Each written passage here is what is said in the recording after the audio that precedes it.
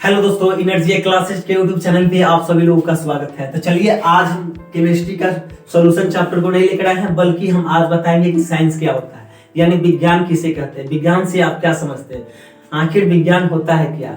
उसको जानने से पहले आज हम जानते हैं, यानी जो भगवान कृष्ण थे वो बोलते थे कि कभी भी माँ बाप के बाद ना केवल सांस देगा तो आपको कौन देगा, हिम्मत सांस देगा।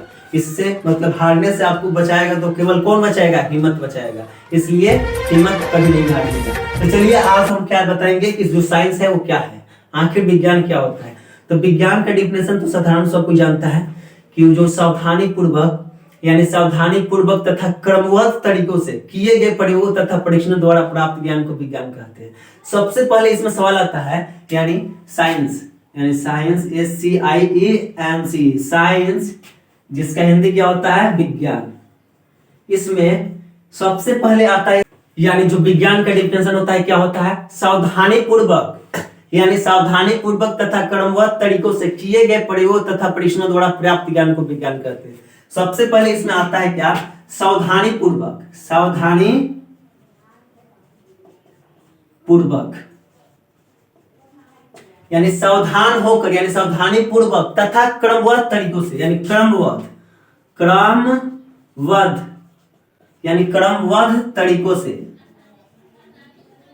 यानी सावधानी पूर्वक तथा क्रमबद्ध तरीकों से या प्रयोगों से यानी सावधानी पूर्वक तथा क्रमबद्ध तरीकों से किए गए प्रयोगों तथा परीक्षणों द्वारा प्राप्त ज्ञान को क्या कहते हैं, विज्ञान कहते हैं। सावधानी पूर्वक से यानी सावधान होकर, वो भी लगातार, क्रम का मतलब क्या होता है, लगातार, यानी लगातार उससे उसका प्रयोग किया जाता है। क्या किया जाता है, उसका प्रयोग किया जाता है। उसके बाद उसका क्या किया जाता है, परीक्षण किया जाता है। क्या किया जाता है, परीक्षण किया जाता है। क्या किया जाता है, परीक्षण। परीक्षण का मतलब होता है उसका टेस्ट, यानी सावधानी पूर्वक तथा क्रमबद्ध तरीकों से किए गए प्रयोगों तथा परीक्षणों द्वारा प्राप्त ज्ञान को क्या कहते हैं, विज्ञान कहते हैं।